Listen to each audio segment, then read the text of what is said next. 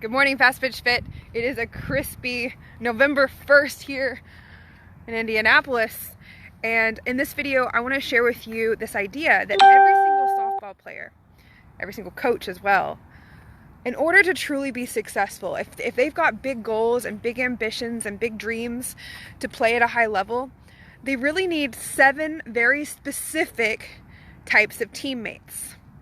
Now, when you first hear this, you're like, okay, what do you mean? Like, you need the cheerleader teammate, or you need the shortstop or the pitcher? That's not what I'm talking about. There's different roles that we need in order to be able to grow, to be inspired, to be challenged, but also not be demoralized, right? If you've watched my videos for any length of time, you've heard of me talk about the play-up principle. And the play-up principle is, in order to get better, you need to surround yourself with people who challenge you. In softball, that looks like playing on a team with athletes that are better than you, or even picking up with an older team, or an older, or playing into an older tournament. However, if that's all you ever do, that can also be dangerous for a young athlete.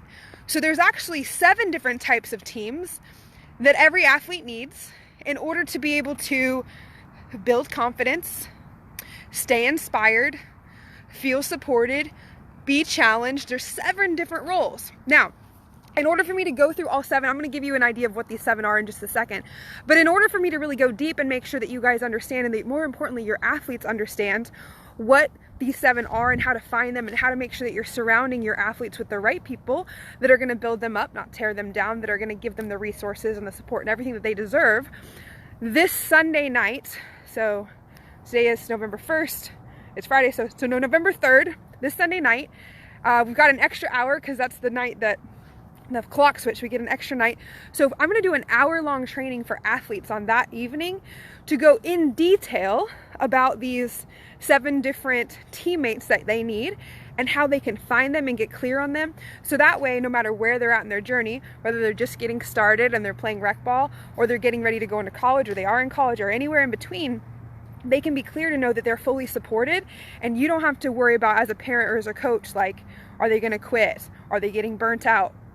Are they struggling with their confidence? Because you'll know they have those 7 roles in place. So I'm going to give you an analogy. I'm not going to tell you what each of the 7 are, because I want to make sure I can fully explain them. If I just give you the highlights of the names, it might not fully connect. So here's the analogy. Imagine that you are going to go climb Mount Everest, right? This impossible mountain. This is like an 8-year-old that wants to go play college ball, right? Or maybe she wants to play professional, or maybe she wants to play in the Olympics, but she's got that dream to go climb that mountain, right?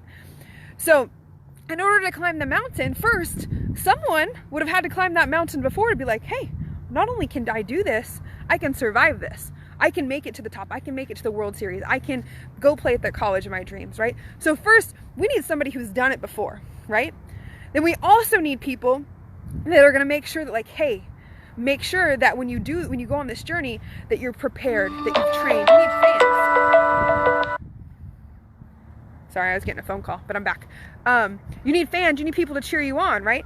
Then you need a team of people that are going to walk with you up that mountain. Now, some people won't want to go all the way up the mountain. Some people will only go to certain base camps and certain elevations. But if you've got the dream to go all the way to the top, to go all the way to the pros or to the Olympics or the college, you're going to have different teams that go with you along the way. Some of your teammates might not go all the way to the top, but you still, no matter where you're at, you need a peer group. You need that team that's going to travel with you. So it's a constant evolution of designing that team.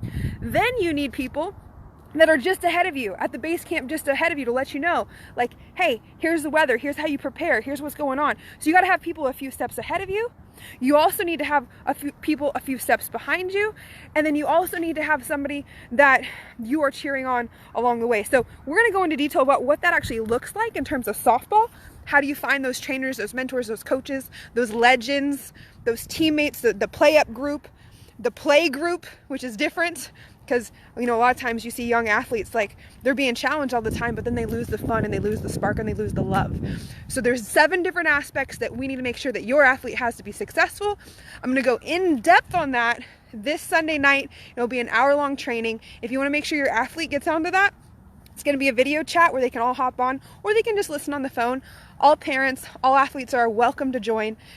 7 p.m. Eastern Standard Time. 7 p.m. Eastern Standard Time this Sunday. We've got an extra hour of sleep. Would love for you guys to join me. If you want access to that, just drop a emoji or a GIF in the comments below, and I'll make sure that we send you a private link so you can get registered for that. And until next time, play up. Have an awesome November, everybody.